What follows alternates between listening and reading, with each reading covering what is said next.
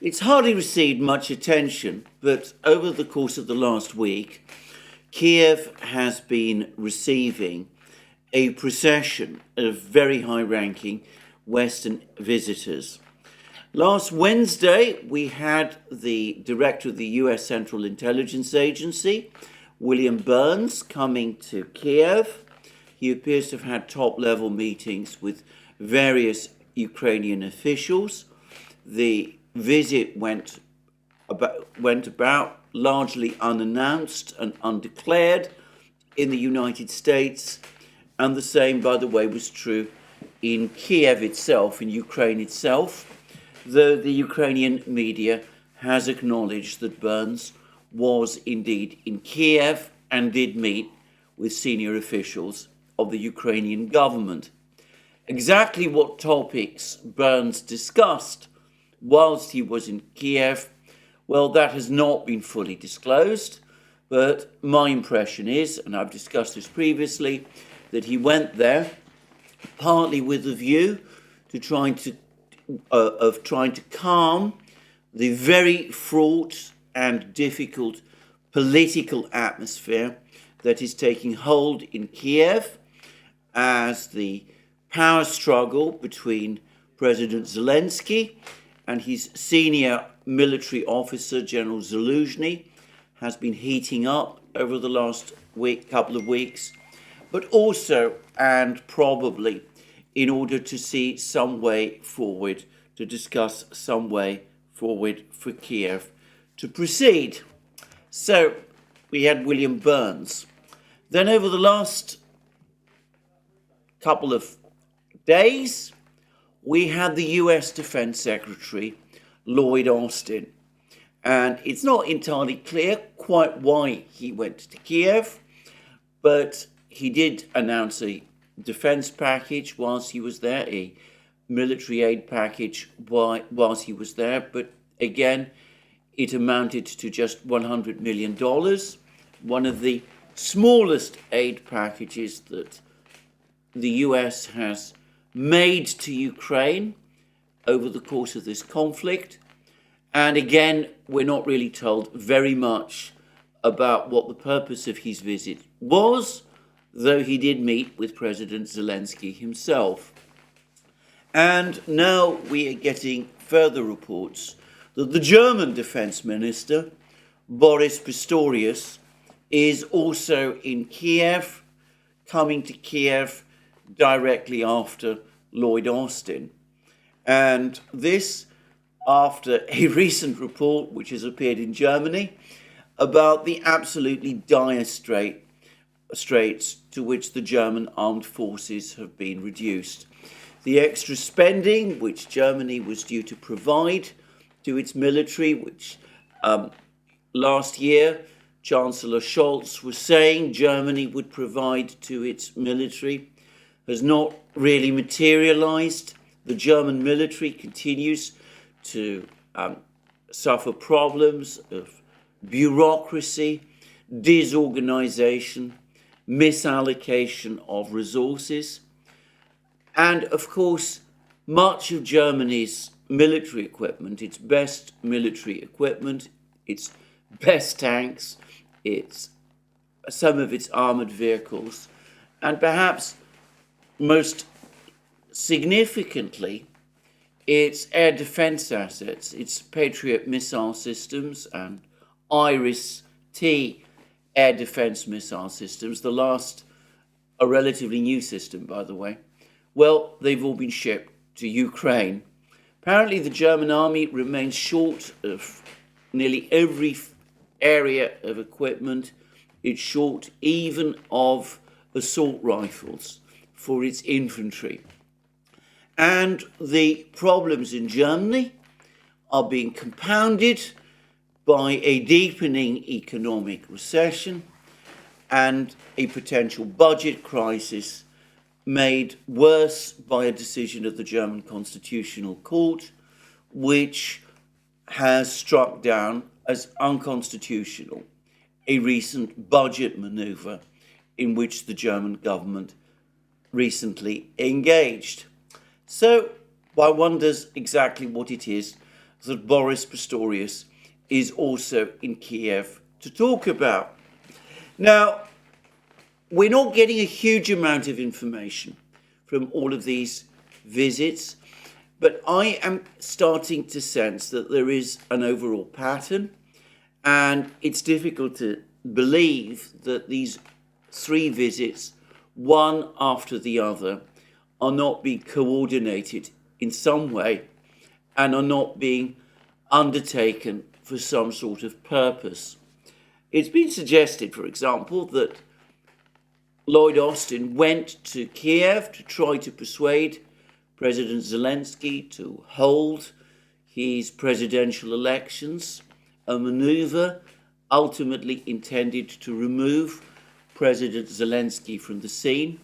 I personally think that is extremely unlikely. I don't think that Lloyd Austin, of all people, would have been sent to Kiev for that purpose. Perhaps William Burns brought it up over the course of his visit.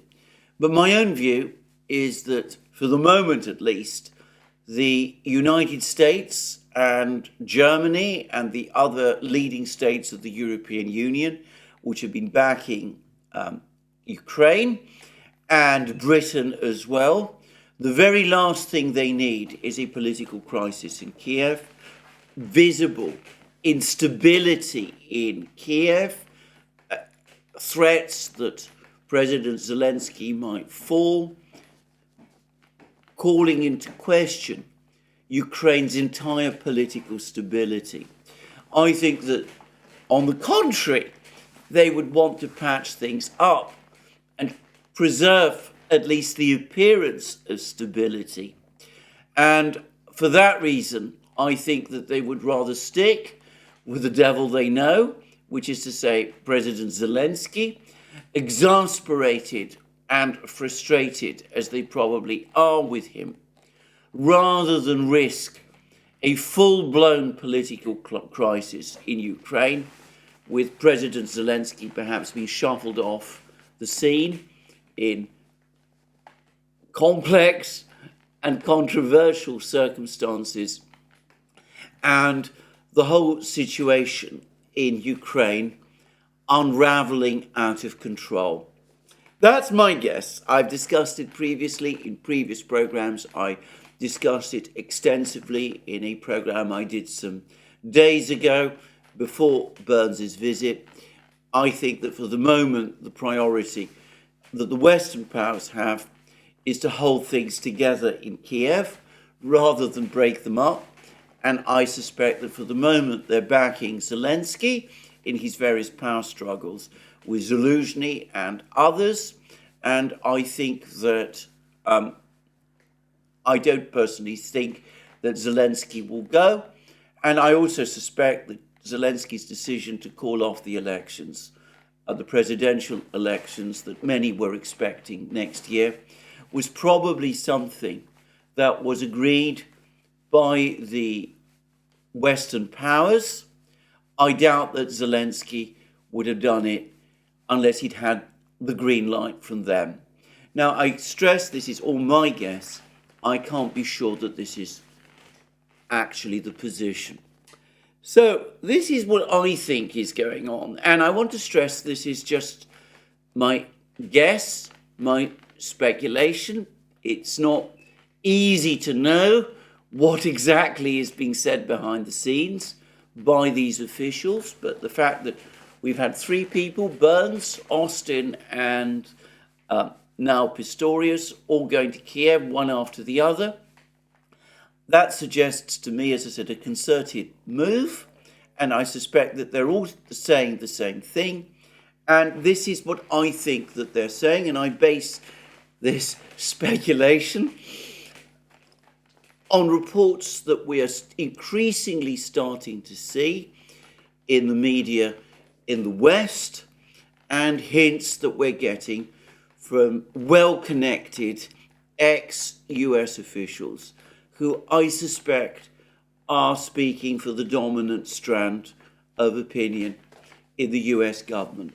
The first is that I am sure that Western governments are telling the Ukrainians that the United States, that the Western powers have exhausted their ability to provide Ukraine with the unlimited amount of equipment, shells, missiles, aircraft, all of that kind of thing that they were providing before, and that they certainly cannot match the demands that Ukraine is making for more such equipment going forward.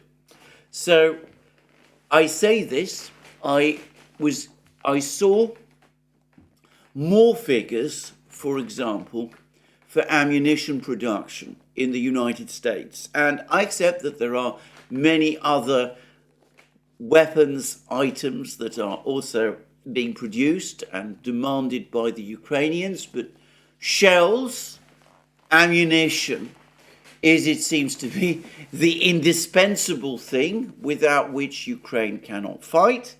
Ukrainian soldiers are increasingly complaining about ammunition shortages. This is now becoming a widespread meme, even in the Western media. European production of shells, as far as I can see, is essentially at a standstill. The European project to provide Ukraine with 1 million shells in a year has failed abjectly, and so it all comes down once more to the United States. And last year, this year, we've been hearing lots of predictions, all kinds of claims about how the United States is busy increasing ammunition production, production above all of 155 millimeter shells. Well, the latest figures that I've seen is that on the eve of the war, on the exact eve of the start of Russia's special military operation in February of last year, at that time, the United States was producing around 12,000 rounds of 155 millimeter shells. That was less than the 14,000 rounds that I've seen quoted previously. Probably there are fluctuations month by month, but that was apparently the situation on the immediate eve of, well, let's call it the current war. And despite massive efforts to increase production, production has risen this year and currently stands at around 28,000 rounds a month, 28,000 rounds of 155 millimeter shells a month. Now, at the best times, Ukraine normally fires around 5,000 rounds of shells a month. During the summer offensive, Ukraine's launch rate of shells, firing rate of shells increased. Apparently it reached at some particular moments during the counteroffensive 8,000 rounds a month. Sometimes it falls below that. Sometimes it's been around 3,000 rounds a month. Sometimes, as in the early spring of this year, it fell below that still and was around 1,000 rounds a month. But let's say that Ukraine needs between 3,000 and 5,000 rounds a month, a day rather, I'm so sorry, around 3,000 to 5,000.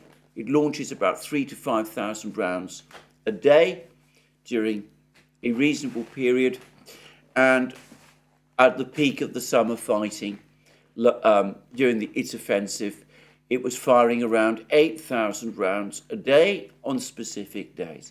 But let's say that 3,000 to 5,000 rounds a day is the minimum that Ukraine is able to get by with.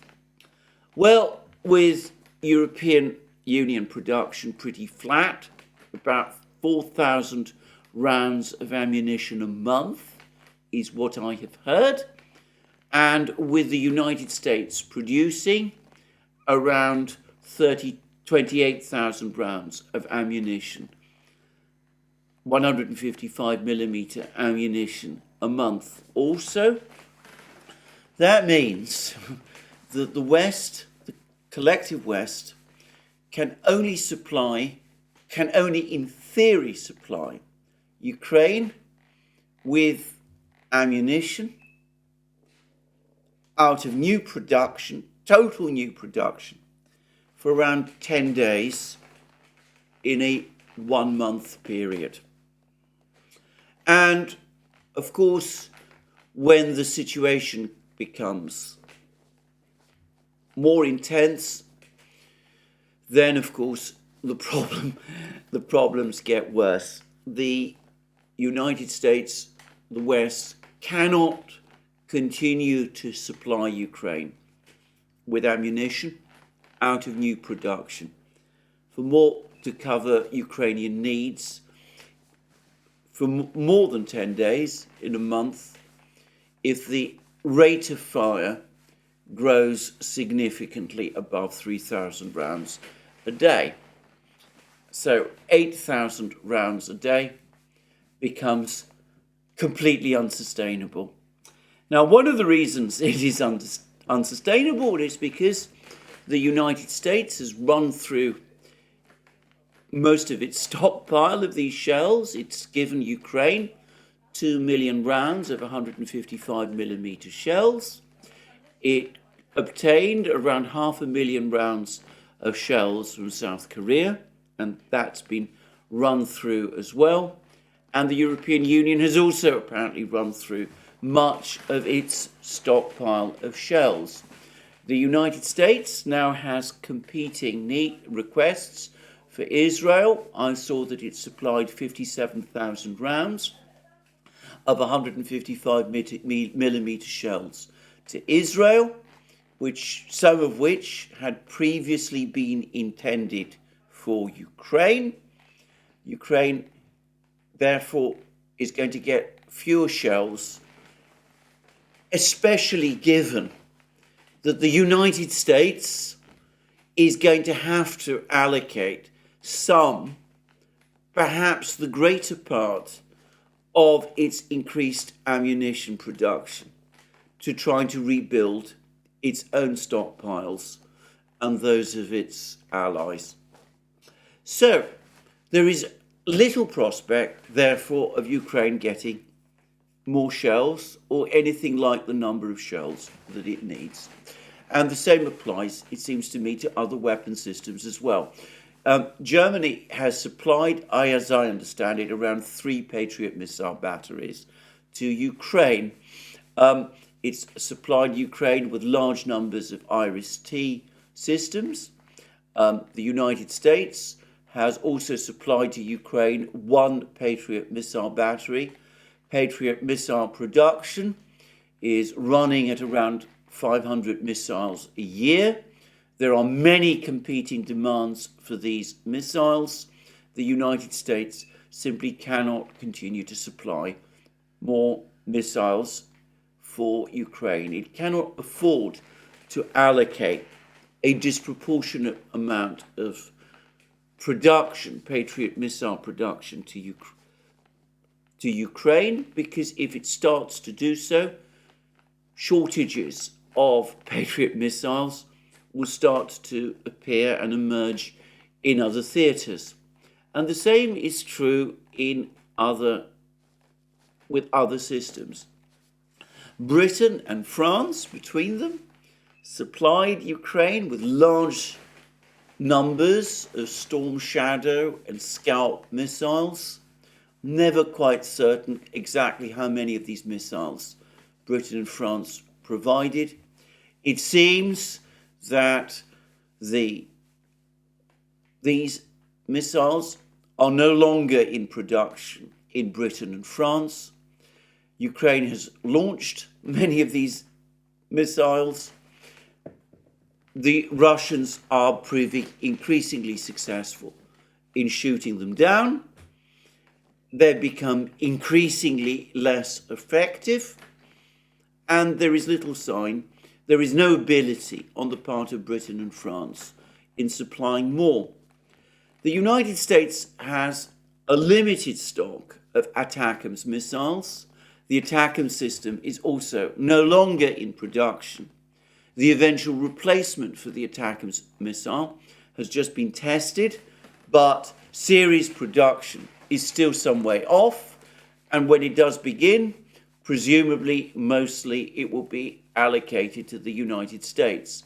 Of course, when it does begin, that will potentially free up stocks of ATACMS missiles to send to Ukraine, but as I said, that's still some way away. And in the meantime, the performance of the ATACMS missiles that have been supplied to Ukraine has again proved underwhelming. They failed to make the enormous difference in the battlefronts that I think some people expected that they would. So, little prospect of increasing supplies of missiles. The Germans have still not supplied their Taurus missiles. Maybe that is what Pistorius is coming about to Kiev. Maybe he's assuring the Ukrainians that these Taurus missiles are indeed on their way. Perhaps they've already been supplied, as many people think, and it's a case of the Ukrainians still waiting to use them. But experience has shown that the Russians very quickly get on top of these systems, these new missile systems, whenever they appear. Initially, they manage to get through in a few places and do some damage.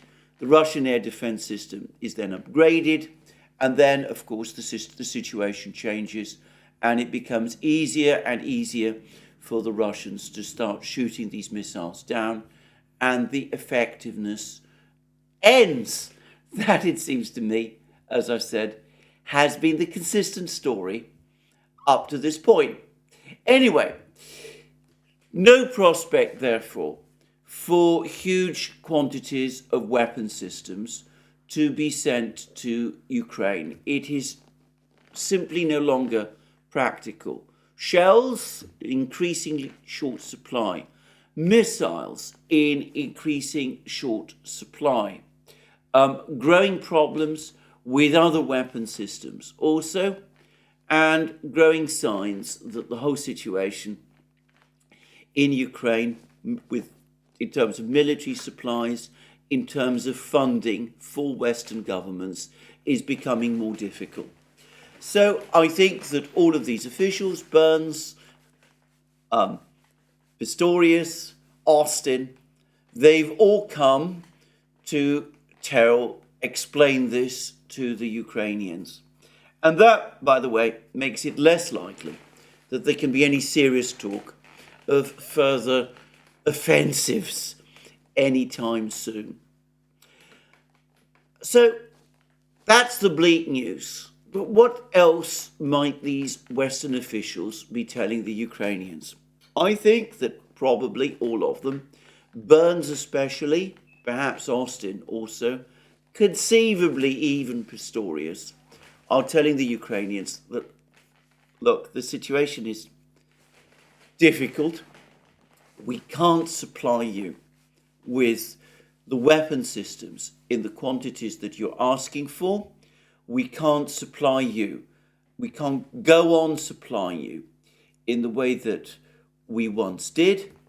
So why don't you see what you can do about talking with the Russians, about trying to get from the Russians a temporary ceasefire?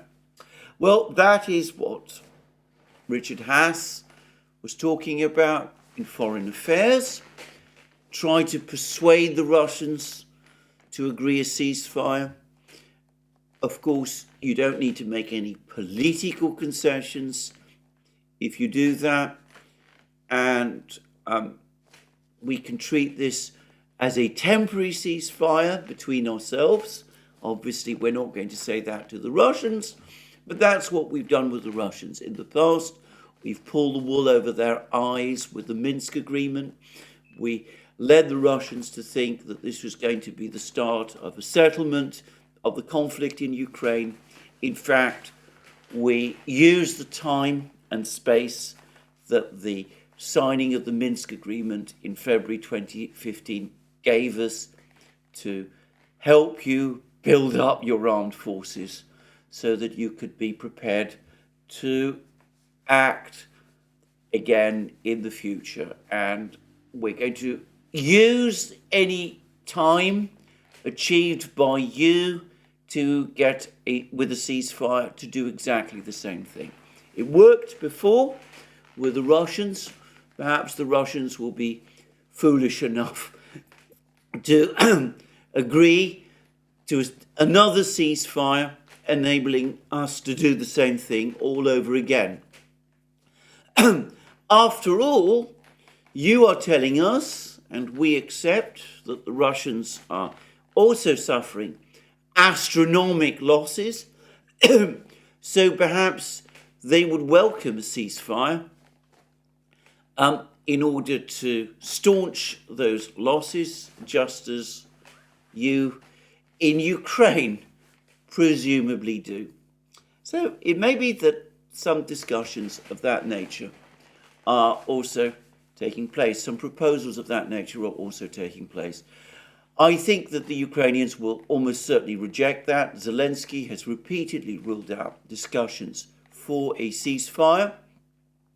I think he understands what an enormously unsettling effect that would have within Ukraine itself.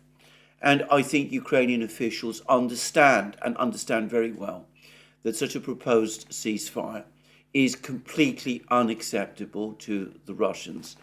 I suspect that the Ukrainians, after all, have a much better understanding of the level of their own losses and of the true level of Russian losses than they are conveying.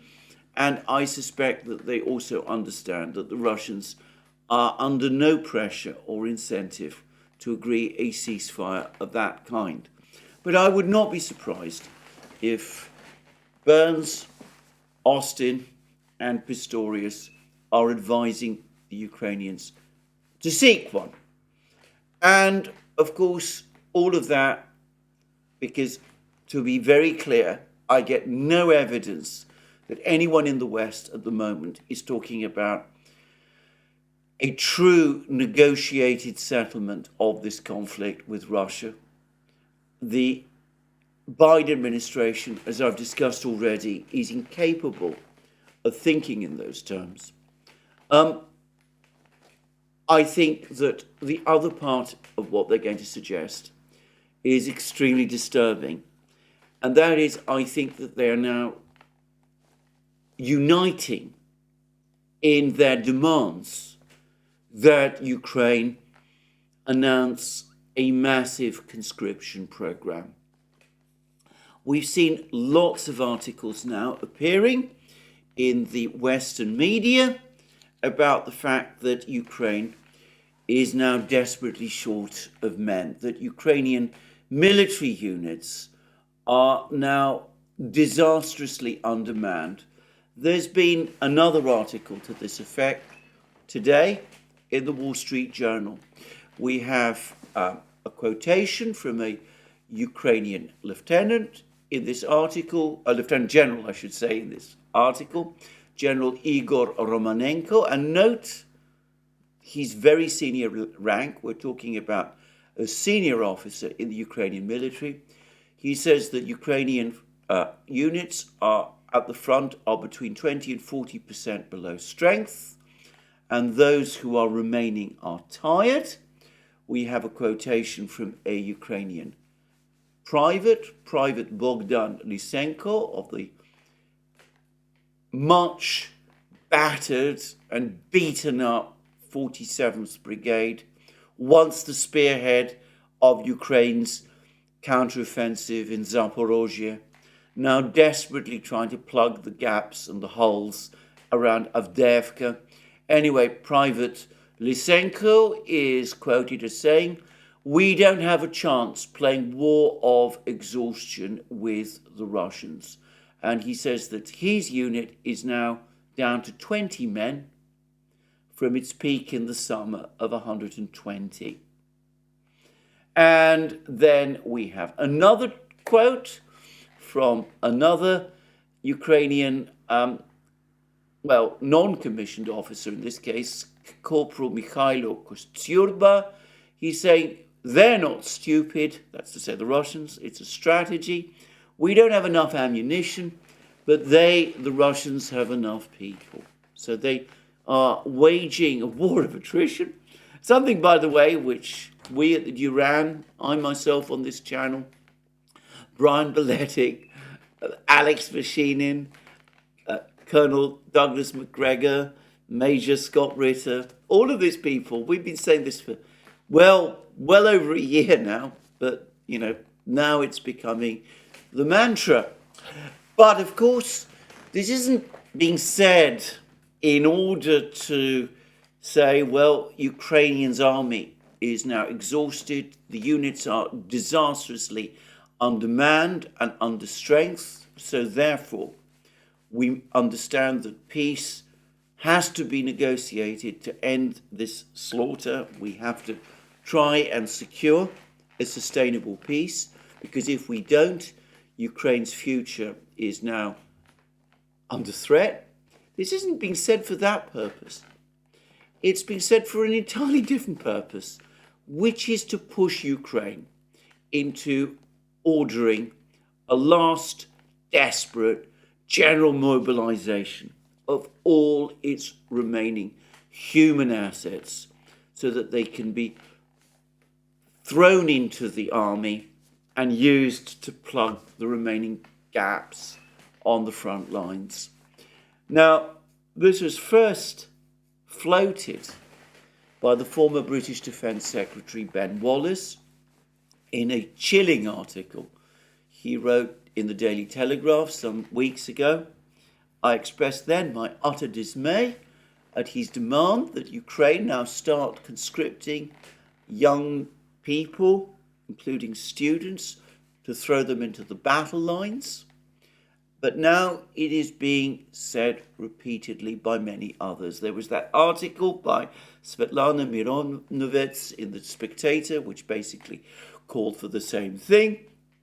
We've had now demands from a soldier of the Azov regiment, which has appeared in several places. It's filmed. Anyway, he's also demanding a general mobilization. And I'm getting increasingly the sense that this is what the West is now pushing a reluctant Zelensky to agree to.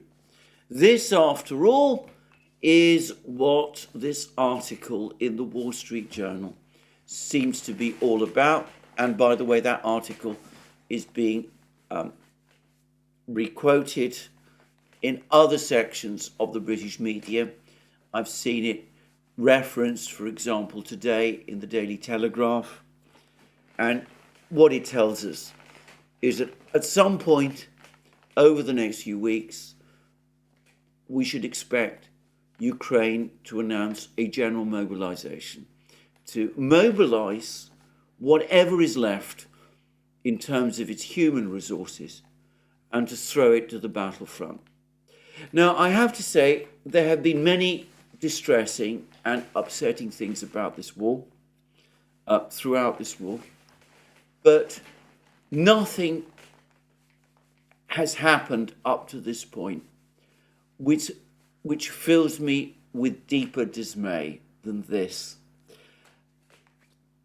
Ask any demographer about Ukraine's demographic picture, and they will all collectively tell you that it is dire.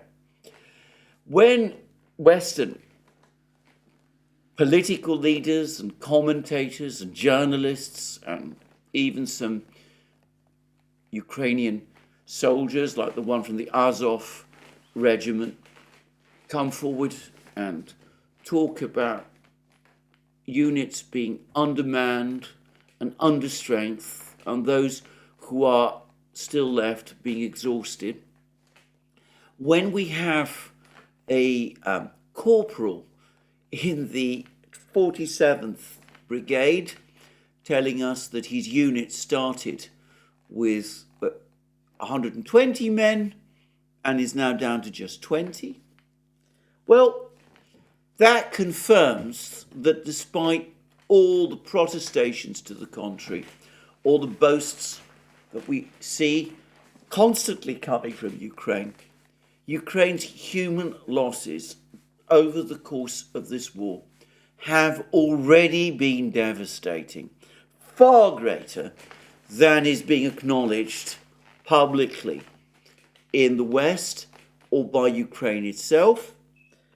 And given that all of this information is available to Western policymakers, I suspect that deep down, even if they can't openly admit it to themselves or to each other, but deep down, they must know how terrible Ukraine's true losses in this war must actually be. Otherwise, how do you get into a situation where a unit which started with 120 men is down to just 20? And we read about this continuously. Whenever Ukrainian soldiers on the front line are spoken to, they all tell us consistently the same story, that they are the survivors of units which started with far more men, and now those units have dwindled to just a few. I remember starting to read that during the Bakhmut fighting around the start of this year, and the situation seems to have got steadily worse since then. So, these catastrophic losses from amongst what were presumably relatively well-trained soldiers. And these, of course, would have been men in their prime.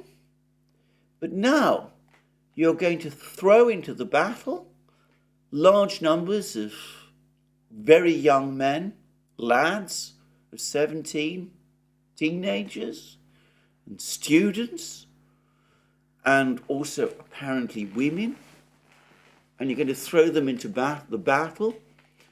You're not hardly going to have the time to train them. Maybe if the Russians were foolish enough to agree a ceasefire, you would, but precisely for that reason, and in light of what happened after the Minsk agreement, the Russians are most unlikely to agree, and it is inconceivable that they will. So you're going to round up all of these people in their hundreds of thousands. You're going to put them into your fighting regiments to make up the numbers. You're going to give them minimal training of just probably a few weeks. These are young people and perhaps women who, of course, have no history of being in the military before. So it's not a question of providing them with refresher courses, and you're going to throw them into the battle against a Russian military which is becoming more powerful, better organized, better trained, more experienced, larger, with professional, fully trained professional soldiers every day. Now, what that is going to do, I mean, the human tragedy of this is just horrendous beyond contemplation. But what it is going to do to Ukraine's underlying demographic situation, I just cannot even begin to imagine. If the casualty rate amongst these new recruits is going to be as devastating as I expect, then, as I said, given Ukraine's enormous demographic problems, the effect is, well, I'm at a loss for words, and perhaps I'm not going to try to search for them. What I'm going to say is this. During the 19th century, France experienced a significant demographic decline This is not an absolute decline. The French population grew, but it did not grow in pace with the populations of other European countries during that period. There's been much debate and discussion why. But one view that I have seen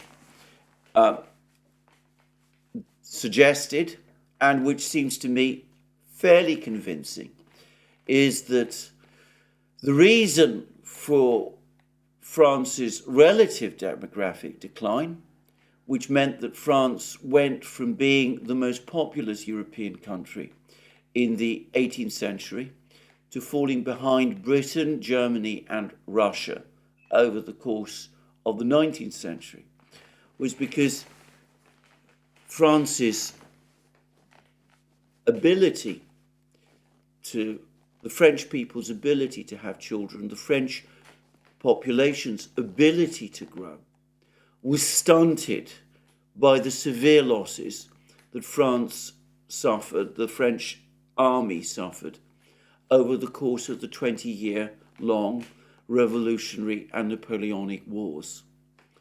And what might be speculation with respect to France, I think is probably largely acknowledged fact with respect to Russia. Russia's demographic situation has also been severely and very negatively impacted by the huge population losses that Russia experienced in the first half of the 20th century in the wars that were fought, the First World War, the Second World War, the Russian Civil War, during the wars of that period. And in both cases, France only began to experience recovery, certain recovery in the 1950s. In Russia, it's been difficult to get a sustained population revival any time since. And of course, France, before the Revolutionary Napoleonic Wars, had a big population. Soviet Union, Russia was the same, and a reasonably rapid population growth rate. Ukraine's population has already declined and has been in continuous decline ever since the country gained its independence in 1991. The pool of young people has been shrinking. That population decline has accelerated since the start of the war, with heavy emigration and, of course, with the losses on the battlefronts. And on top of that, you are prepared, or rather some people appear to be demanding, that the one remaining demographic that might just conceivably be able to turn things round, demographically speaking, ought to be sent into the meat grinder also. This is a human and national tragedy that is beyond all conception and understanding. And nonetheless, it seems that some people in Ukraine, and I'm sorry to say the emerging political consensus in the West, is that this is what must be done. Because, as Josep Borrell and Jens Stoltenberg and the President of the United States have all been saying, Putin cannot be allowed to win. In order to prevent Putin winning, you are prepared to demand of Ukraine this last and disastrous blood sacrifice. I'm putting aside the question of whether, given the losses that there have already been, given the growth in Russian military power, this latest blood sacrifice which is being demanded will actually, in fact, change anything or reverse anything or change the military dynamics significantly on the battlefield. Well, it's not just this massive call-up that is, I suspect, being demanded. It's something else too. And that is that Ukraine go over to the defensive. I get the sense that this is now also the emerging consensus. Going on to the defensive was what, of course, was proposed by George Beebe and Jim Webb back in August. Had it been done then? Had it actually been done before? Had that advice been taken then? Many thousands of men who are now dead or wounded would be either alive or whole. But it wasn't done then, and I question now whether, given the heavy losses that have happened since, it might be too late anyway. But going on to the defensive, to what purpose and for what end? Let me reiterate again, when George Beebe and Jim Webb made that proposal back in August, they suggested that going on to the defensive should take place in order to give Ukraine time to initiate negotiations with the Russians. And though they didn't spell out what the negotiating strategy should be, it's clear that they envisaged a resolution of the conflict between Ukraine and Russia. But if my reconstruction of what I think Pistorius and Austin and Burns are telling the Ukrainians is correct, and I'm sorry to say, I strongly suspect that it is, then this isn't really intended in that way at all. It is rather going on to the defensive to give time to mobilize all these young people, all these women perhaps, in order to prepare them for the battlefronts, in order to stabilize the front lines, so as to continue the war. Mobilize the front lines, stabilize the front lines. I question whether that is possible anyway. How does Ukraine build up fortified lines at this particular point in the war? Assuming even that is possible, are these front lines going to be able to hold against the Russian avalanche that is moving towards Ukraine? But anyway, that, it seems, in summary and in total, is the plan. I have to say, it fills me with horror. I shudder at the thought of it. I find the callousness of the calculations behind it absolutely mind-blowing. But as far as I can see, that is what they're all now planning to do. And I even saw one Ukrainian commentator, it might have been the same Azov soldier, talking about how Ukraine only has 4 months in which to carry out this mobilization, because after that, Putin will win the election and he'll be free to do whatever he chooses, including presumably order a mobilization in Russia, about which, by the way, I see no sign, but that's another story. And why would the Russians even need to conduct a mobilization in that kind of way? But 4 months is not going to be enough time to carry out the kind of mobilization that is being proposed and to train the men who have been mobilized, these very young men and these women, to the level where they could fulfill effective combat roles on the battlefronts. Anyway, that's what I'm going to say about this. There's been some information from the battlefronts. I say that, though yesterday was, by every account, a particularly harsh day weather-wise.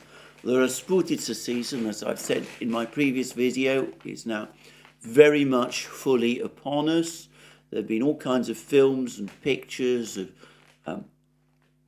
of military vehicles, especially Ukrainian military vehicles, supplied by the West, unable to move in the heavy, swampy ground, just as has been discussed before.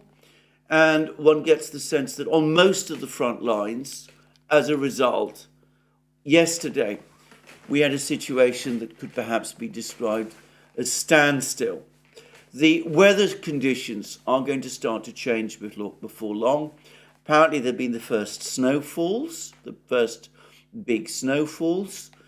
When the snow begins and the temperature starts to drop, the ground, of course, will harden, the air will clear, and it then becomes easier for the drones, which the Russians now have an enormous advantages in, to start surveilling again what is going on the battlefronts, and for the tanks and the armoured vehicles and the infantry to start to move, and the battle will then be rejoined again in earnest. And I gather that yesterday there were continued Russian advances, especially to the south of Avdiivka. The Russians have continued to edge forward there. There have been also reports, by the way, that the Russians are now coming finally within sight of completely clearing Marinka. I have to say they've made this claim before, so perhaps we should take this with a handsome dose of salt. Most of the maps that I've seen, by the way, show nearly all of Marinka, a town of 10,000 people before the war. It is now a lunar landscape. It has been utterly devastated. But anyway, most of the maps show only a very small part of Marinka still under Russian control.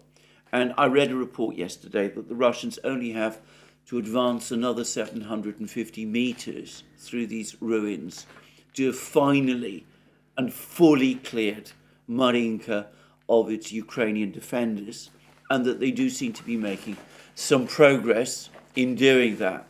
Well, we shall see. But as I said, overall, it was a standstill situation on the battlefronts, something which, by the way, and for the record, I think for the moment is helping Ukraine, given that the Russian drones aren't able to operate because of the difficult weather conditions, given that it is the Russians who are trying to advance. It's probably, this difficult weather probably helps the defenders more than the attackers, which in nearly all of the front line now is the Russians.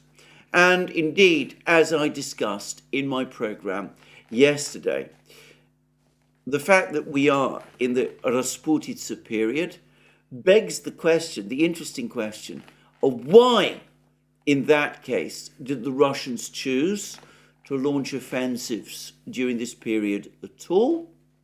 And I suggested that undoubtedly they do plan to capture Avdiivka. I am certain of this. All the indications point in that direction. And they're coming increasingly close to the point of doing so. But basically, it is to keep the Ukrainians constantly engaged, constantly in the battle, to do what that Ukrainian soldier referenced in the Wall Street Journal, spoke about, to wage against the Ukrainians a war of exhaustion, a war of attrition, in other words. But the Russians have been saying something about the situation on the battlefronts themselves, and it is interesting. And it is to that that I will turn. And very interestingly and unusually, the Russians have been focusing for the first time on the situation in Kherson on the Dnieper River. And yesterday, the Russian Ministry of Defense published this statement. It said that the 810th Separate Guards Order of Zhukov and Ushakov Naval Infantry Brigade of the Black Sea Fleet thwarts Ukrainian attempts to land on the Dnieper Islands and the left bank of the Dnieper. Every day, the enemy suffers heavy losses in killed and wounded, as well as in hardware. They tried unsuccessfully to land on the islands at the mouth of the Dnieper River. They have actually landed on some of the islands, but not presumably at the very mouth of the Dnieper River. And then the report goes on to say, still on the distant outskirts, Ukrainian nationalist command posts, that's how the Russians now refer to the Ukrainian military, arms depots and armoured fighting vehicles are being destroyed by artillery and airstrikes. The enemy has no success in the direction. Notice that. The enemy has no success in the direction. In addition, the Marines uncover in advance the plans of the enemy to transfer the Ukrainian nationalists, that means the Ukrainian soldiers, from the right bank of the Dnieper River. All speedboats carrying Ukrainian personnel are destroyed on the river. Most of the fighters are neutralized on the spot. Those survived Ukrainian fighters prefer to surrender. Now, I get the impression that this is not a reference to the events around Krinky, where the Ukrainians still clinging on to that small bridgehead in this village that I've talked about before. I think that this is referring to fighting on the mouth of the Dnieper River near the Kinburn Strait and those sort of places. But anyway, here we see the Russian Defense Ministry highlighting Russian successes on the Dnieper River, and of course conveying a very strong impression that the Russians have no intention of withdrawing their forces from the Dnieper River to their secure defence lines further to the east, or doing anything of that sort at all. Now, that was a statement, a standalone statement by the Russian Defense Ministry. But the Russian Defense Minister, Sergei Shoigu, has also been speaking. And again, he spoke to a routine meeting of the Russian Defense Ministry board. And again, he also spoke about the situation in the zone of the special military operation, but he focused exclusively this time on the events in the Dnieper, on the Dnieper River. And this is what he said. I would like to start with the situation in the special military operation zone. The Russian group of forces continue to engage in active defense. Notice that he's still talking about defense. The Russians do not acknowledge that they are actually on the offensive. As I've said previously, these attacks that the Russians are undertaking along the battlefronts, except in Avdiivka itself, the Russians are not considering it an overall offensive, and the Russians still speak of themselves as being overall on the defensive along in the conflict in Ukraine. Anyway, go back to Shoigu, what Shoigu says. The Russian group of forces continue to engage in active defense, confidently hold positions until along the entire line of contact, gradually improving the situation. So that's what they're doing around Bakhmut, where they're pushing forward from the Berkhovka reservoir towards Klashayevka. It's what they're doing in the Vremevka salient area.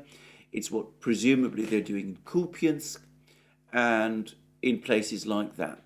And then he goes on to say the enemy units are continuously afflicted with a fire defeat that prevents Ukrainian servicemen from moving forward. All attempts, and this is where he now turns to the situation in Kherson region, all attempts, notice all attempts of the armed forces of Ukraine to conduct landing operations in Kherson direction were unsuccessful.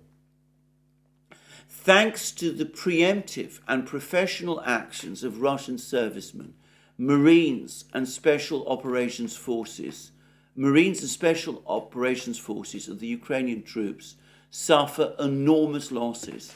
Since the beginning of the month, the enemy, and I think he's now talking about the entire front lines, the enemy has lost more than 13,700 people, about 1,800 units of various weapons and military equipment. Realizing the futility of attempts to break through Russian defense, many Ukrainian servicemen surrender. And by the way, we are now getting independent reports that do speak of increasing numbers of surrenders and desertions by Ukrainian soldiers, and of Ukrainian soldiers refusing to obey orders to attack.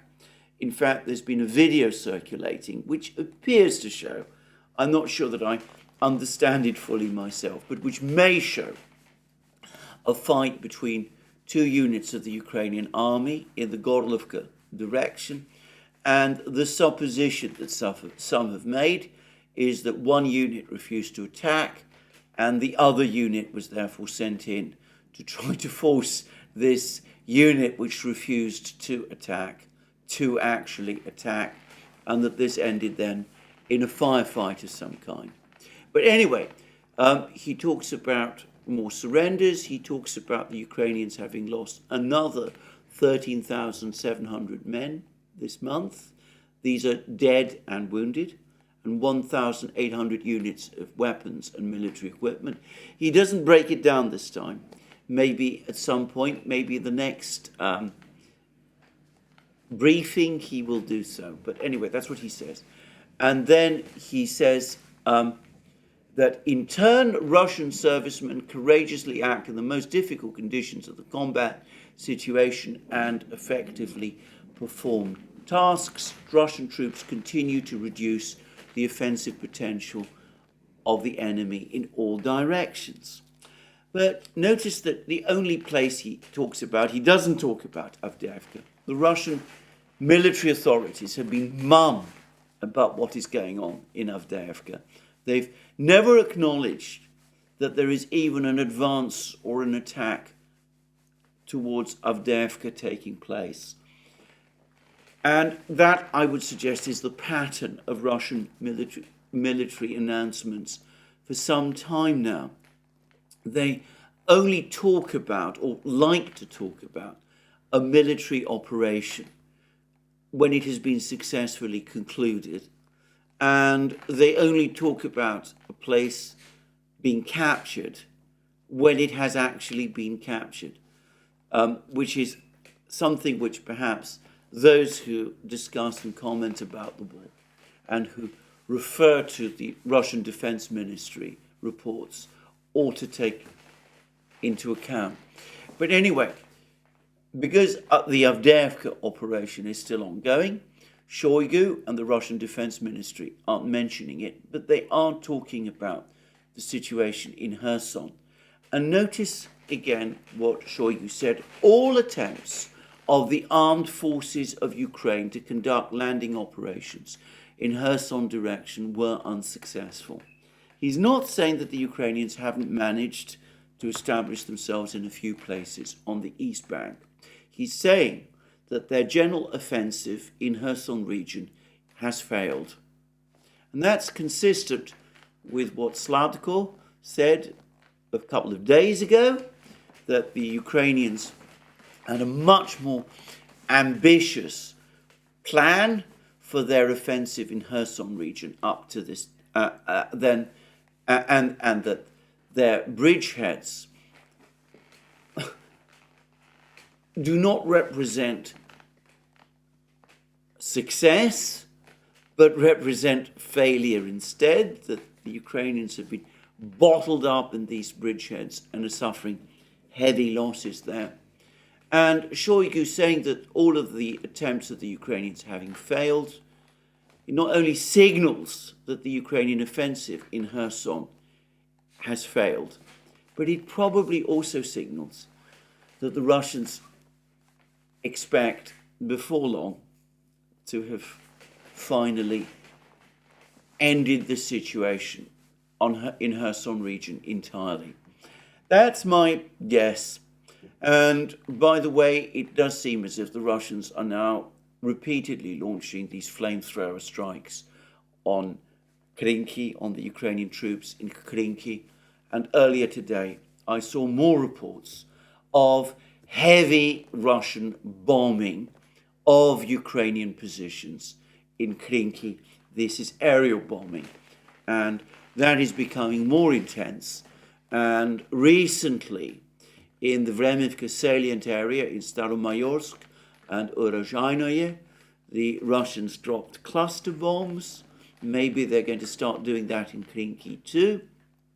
Maybe they've already begun this in Krinky.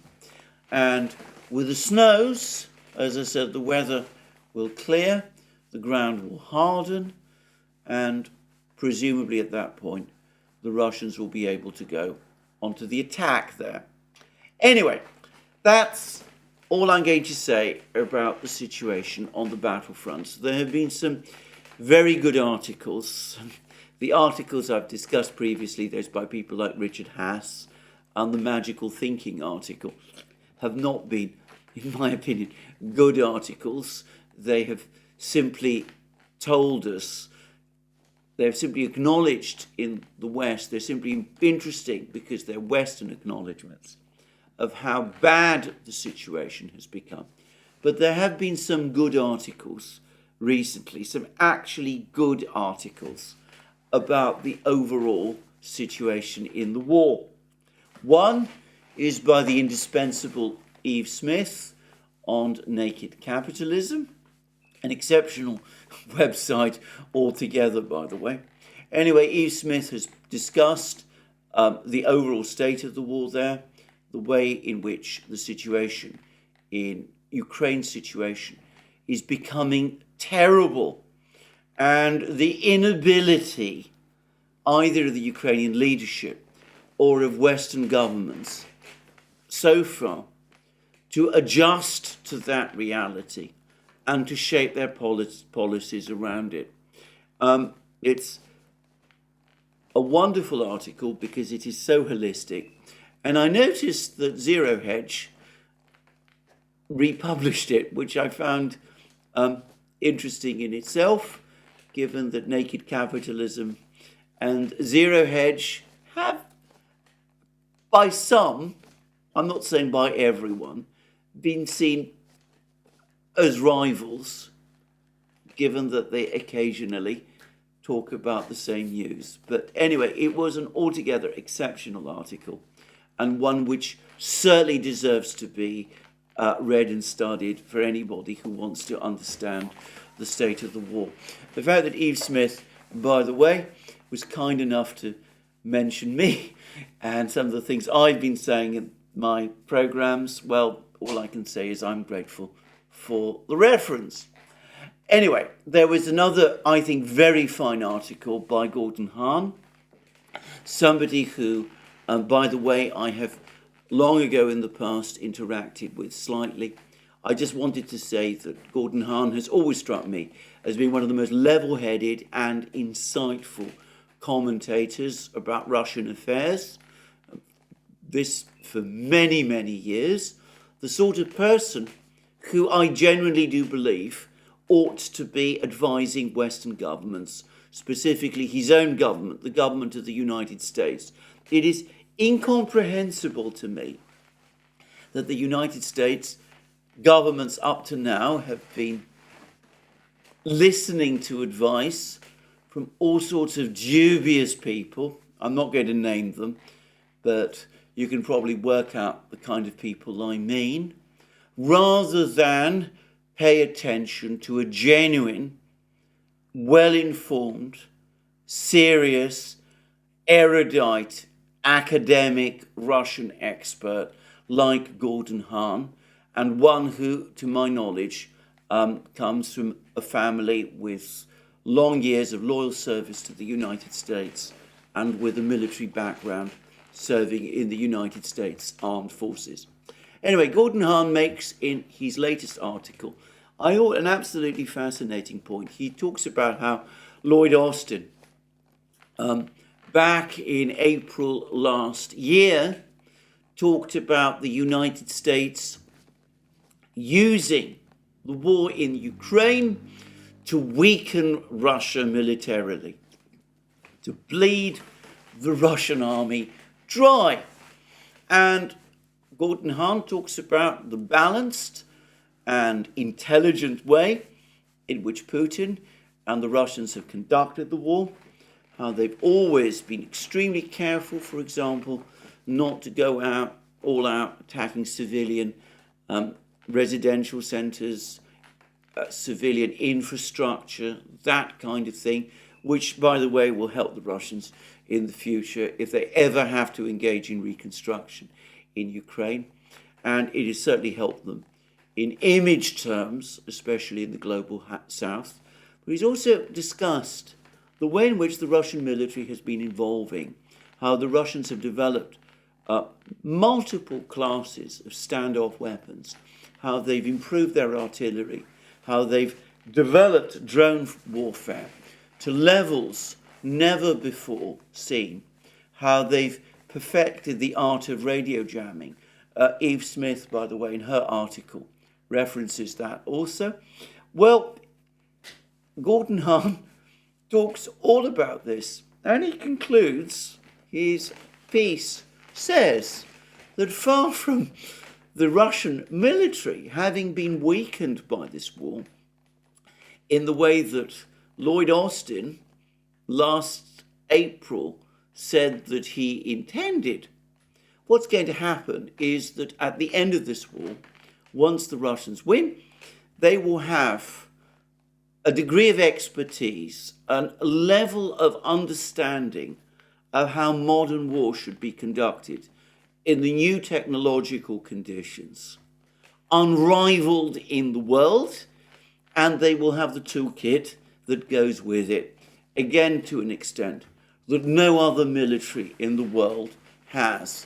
They will, and this is what Gordon Hahn says, they will, in effect, have the best military in the world at that point.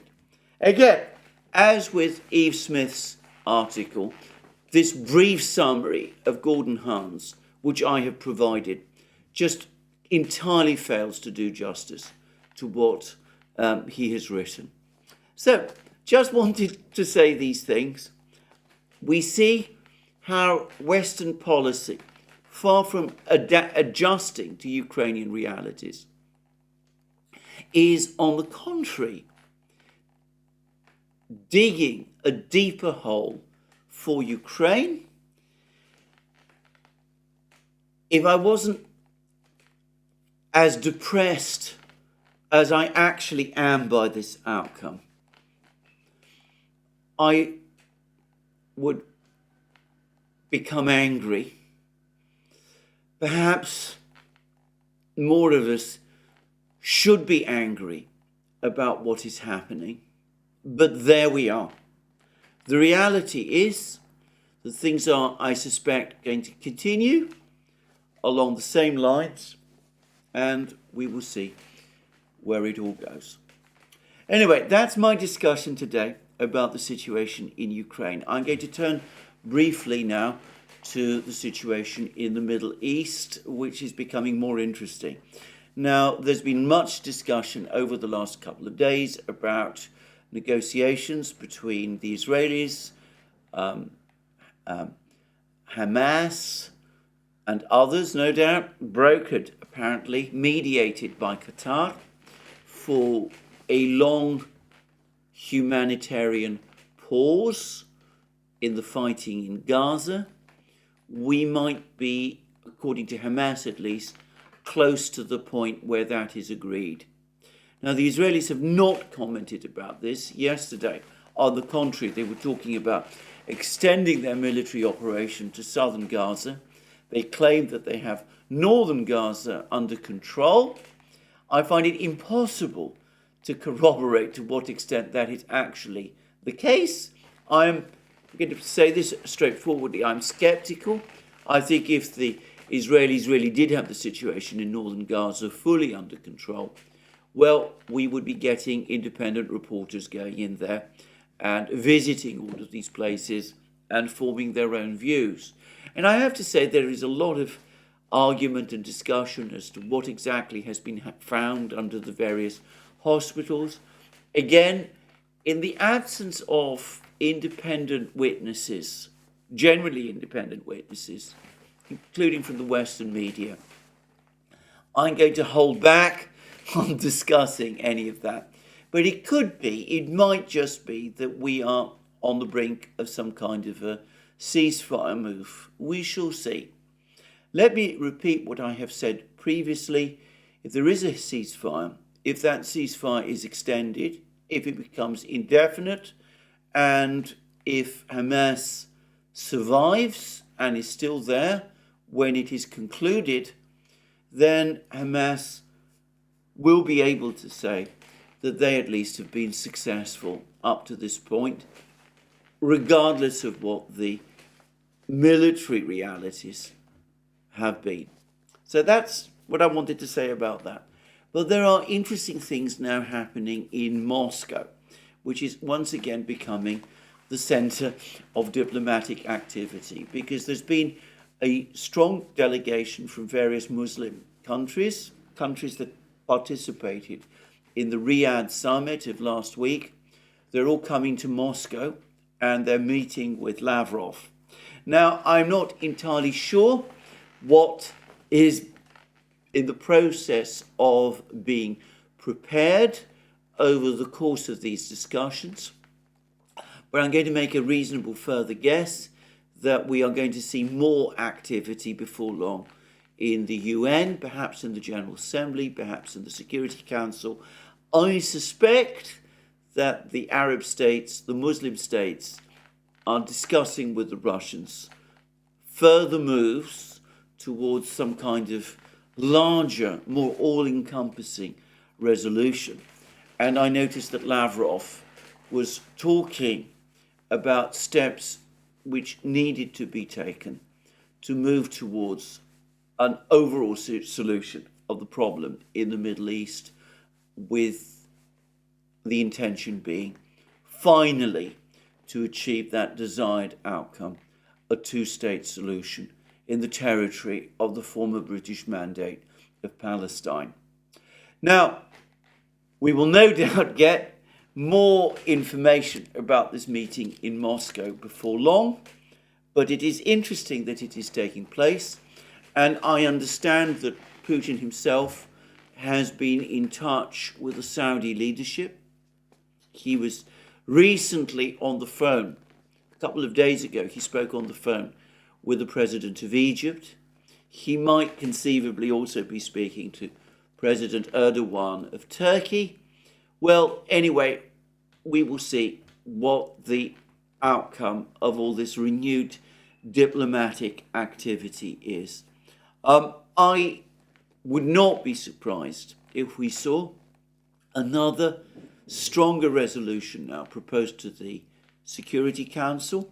It could be, if there is an agreement for a ceasefire between Hamas and Israel, that what is now being planned is a resolution to enshrine that ceasefire, temporary pause if you will, into an actual UN Security Council resolution. And maybe that will only phrase it as a temporary ceasefire, but of course it will bring the Security Council into the process. UN Security Council resolutions always end with the words that the UN Security Council is seized of the matter. In other words, that it has jurisdiction to deal with the matter further on. And I suspect that that might be what is coming. And I think that if that is indeed what might come, if we have a temporary ceasefire and a resolution is then proposed to the Security Council to agree that understanding between the Israelis and Hamas and to codify it into a resolution, then again, it might be very difficult for the United States and the other Western powers to vote against it. Anyway, we shall see what these moves are, but something undoubtedly is in the works, and we will have to wait and see what it is. Well, there we are. That's my program for today. More from me soon. I look forward to you joining me in future programs on this channel. Let me remind you again that you can find all our programs on our various platforms, Locals, Rumble, X, and others. You can support our work via Patreon and Subscribestar. You can go to our shop and buy the amazing things that you will find there, our magic mugs, our hats, our t-shirts, our sweatshirts, all those great things. And last but not least, if you've liked this video, please remember to tick the like button and to check your subscription to this channel. That's me for today. More from me soon. Have a very good day.